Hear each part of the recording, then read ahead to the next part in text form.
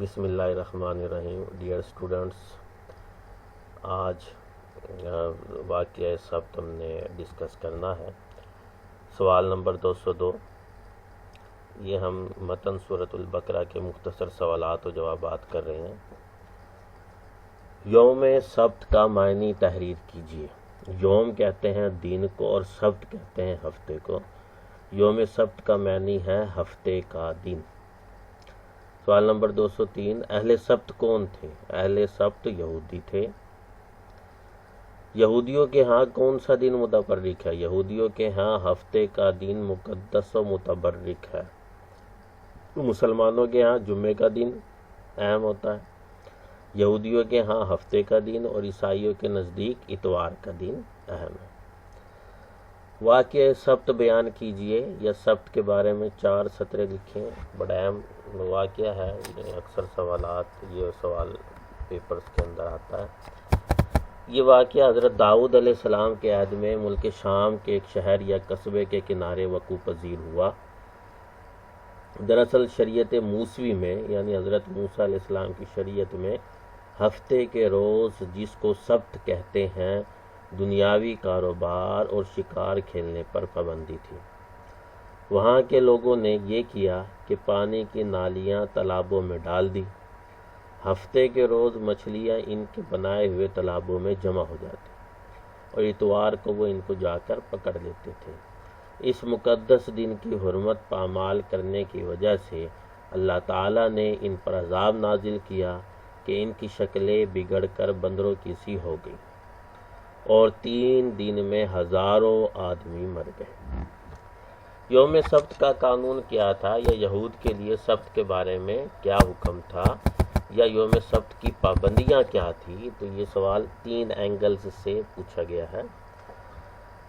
شریعت موسوی میں ہفتے کے روز جس کو سبت کہتے ہیں دنیاوی کاروبار اور شکار کھیلنے پر پابندی تھی. یہود کو سبت کی بے حرمتی کیوں کرنا پڑی؟ چونکہ باقی دنوں میں مچھلیاں اتنی تعداد میں نہیں آتی تھی لیکن ہفتے کے روز مچھلیاں وافر تعداد میں آتی تھی. اس لالچ نے انہیں سبت کی بے حرمتی پر اکسایا. سوال نمبر 208. بنی اسرائیل نے سبت کے بارے میں کیا حکم عدولی کی؟ بنی اسرائیل نے یہ کیا کہ پانی کی نالیاں تالابوں میں ڈال دی. ہفتے کے روز مچھلیاں ان کے بنائے ہوئے تالابوں میں جمع ہو جاتی اور اتوار کو وہ ان کو جا کر پکڑ دیتے تھے. اس طرح انہوں نے اس مقدس دن کی حرمت کو پامال کیا. یہودیوں کی قانون سبت کی خلاف ورزی پر کیا سزا دی گئی؟ یوم سبت کی بے حرمتی پر یہود کو کیا سزا دی گئی؟ اس مقدس دن کی حرمت پامال کرنے کی وجہ سے اللہ تعالیٰ نے ان پر عذاب نازل کیا کہ ان کی شکلیں بگڑ کر بندروں کی سی ہو گئی اور 3 دن میں ہزاروں آدمی مر گئے. بندروں کی شکل میں کس امت کے لوگوں کو تبدیل کیا گیا یا کس قوم کو بندر بنایا گیا اور کیوں؟ بنی اسرائیل کے لوگوں کو سبت کی بے حرمتی کرنے پر بندر بنایا گیا. یہ تھا جی واقعہ سبت. اب ہے واقعہ ذبیح بقرہ جس کی وجہ سے اس سورت کا نام سورہ بقرہ پڑا. سوال نمبر 211. گائے ذبح کرنے کا واقعہ تحریر کریں. یا واقعہ بقرہ کا کیا سبب تھا یا ذبیح بقرہ کیا تھا؟ دراصل بنی اسرائیل میں عامیل نامی ایک شخص مارا گیا. اس کے قاتل کا پتہ نہ چلتا تھا. یہ مقدمہ حضرت موسیٰ علیہ السلام کے سامنے پیش ہوا. حضرت موسیٰ علیہ السلام نے ان سے کہا کہ اللہ حکم دیتا ہے کہ ایک گائے ذبح کر کے اس کا ایک ٹکڑا مردہ کو لگاؤ تو وہ زندہ ہو کر اپنے قاتل کا پتہ بتا دے گا. بنی اسرائیل نے گائے کے بارے میں مختلف سوالات کیے اور بالآخر انہوں نے گائے کو ذبح کیا اور ذبح ہونے کے بعد اس گائے کا ایک ٹکڑا انہوں نے اس شخص کو لگایا تو اس نے کھڑے ہو کر اپنے قاتل کا بتایا کہ مجھے میرے بھتیجے نے میری دولت اور میری بیٹی حاصل کرنے کے لیے قتل کیا. تو یہ سارا واقعہ تھا. اللہ تعالیٰ نے بنی اسرائیل کو کیا ذبح کرنے کا حکم دیا؟ اللہ تعالیٰ نے بنی اسرائیل کو گائیں ذبح کرنے کا حکم دیا تھا. بنی اسرائیل کا رویہ ایک آدمی کے قتل کے بعد کیسا تھا؟ وہ آپس میں جھگڑنے لگے اور ایک دوسرے پر الزام لگانے لگے، اور اللہ تعالیٰ اس کو ظاہر کرنا چاہتا تھا جو وہ چھپاتے تھے۔ بنی اسرائیل کے مطالبات پر گائے کی جو نشانیاں بتائی گئی مختصراً لکھیے، یا سورۃ البقرہ میں گائے کی کون سی 2 نشانیاں بیان کی گئی ہیں، یا واقعہ ذبیح بقرہ کے سلسلے میں گائے کی 2 خوبیوں یا خصوصیات کی وضاحت کیجیے، یا بنی اسرائیل کے مطالبے پر گائے کے بارے میں جو ہدایات دی گئی ان پر مختصر نوٹ لکھیے، یا گائے کا رنگ اور عمر کیا تھی۔ یہ مختلف اینگل سے یہ سوالات پوچھے گئے ہیں، ان سارے سوالات کا ایک ہی جواب ہے۔ انہوں نے سوال پوچھا وہ گائے کیسی ہو، اللہ تعالیٰ کی طرف سے جواب دیا گیا بالکل صحیح سالم ہو، اس کے جسم پر کوئی داغ نہ ہو۔ پھر انہوں نے پوچھا کہ اس کی عمر کتنی ہو، تو اللہ تعالیٰ نے جواب دیا نہ بوڑھی ہو اور نہ بچہ، بلکہ ان کے درمیان جوان ہو۔ پھر انہوں نے سوال کیا اس کا رنگ کیسا ہو، اللہ تعالیٰ نے حضرت موسیٰ علیہ السلام کے ذریعے جواب دیا اس کا رنگ شوخ زرد ہو جو دیکھنے والوں کو بہت پسند آئے۔ پھر انہوں نے سوال کیا وہ کون کون سے کام کرتی ہو، اللہ تعالیٰ نے جواب دیا وہ محنت کرنے والی نہ زمین میں ہل جوتتی ہو اور نہ کھیتی کو پانی دیتی ہو، اور اس میں کوئی داغ دھبا نہ ہو۔ بنی اسرائیل نے گائے ذبح کرنے کے سلسلے میں کیوں لیت و لیل سے کام لیا؟ لیت و لیل کا مطلب ہوتا ہے یعنی کہ اس کام کو ٹالنا، کرنے کا دل نہ چاہ رہا ہو تو اس کو لیت و لیل کہتے ہیں، کیونکہ ان کا ایمان کامل نہ تھا، ان کے دلوں میں بچھڑے کی محبت رچی ہوئی تھی، کیونکہ وہ اہل مصر کے ساتھ ایک لمبا عرصہ انہوں نے گزارا تھا اور مصر میں گائے کی پرستش کی جاتی تھی، تو ان کے دلوں کے اندر بھی بچھڑے کی محبت رچ بس سی گئی تھی۔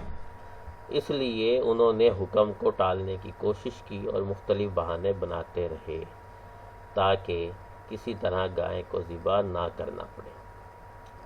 سوال نمبر 216، بنی اسرائیل کے آدمی کے قتل کا راز کیسے فاش ہوا؟ جب بنی اسرائیل نے اللہ تعالیٰ کے حکم کے مطابق گائے کو ذبح کر کے اس کا ٹکڑا مردے کو لگایا تو وہ اللہ کے حکم سے زندہ ہو گیا۔ اس نے بتایا کہ میرے بھتیجے نے میری لڑکی اور دولت کی خاطر مجھے قتل کیا۔ ذبیح بقرہ کی کیا حکمت تھی؟ گائیں ذبح کرنے کا کیوں حکم دیا گیا؟ پہلی حکمت، ایک تو گائے کی عظمت و تقدس اور معبودیت پر ایک کاری ضرب لگانا مقصود تھا کہ اگر یہ گائے خدا ہوتی تو یہ اپنے آپ کو بچا لیتی، اگر اتنی ہی مقدس ہے، اتنی ہی عظمت والی ہے تو یہ خدا اپنے آپ کو نہ بچا سکا۔ دوسری حکمت، دوسرا بنی اسرائیل کو یہ دکھانا مقصود تھا کہ اللہ تعالیٰ مردوں کو زندہ کرنے پر قادر ہے۔ سوال نمبر 218، گائے ذبح کرنے والے واقعے کا آخرت سے کیا تعلق ہے؟ نیز بنی اسرائیل کے لیے اس میں کیا سبق تھا؟ ذبیح بقرہ کے واقعے سے اللہ تعالیٰ بنی اسرائیل کو یہ دکھانا چاہتے تھے کہ جس طرح اللہ تعالیٰ نے اس مردے کو اب زندہ کیا ہے، اسی طرح اللہ تعالیٰ آخرت کے دن تمام انسانوں کو زندہ کرے گا۔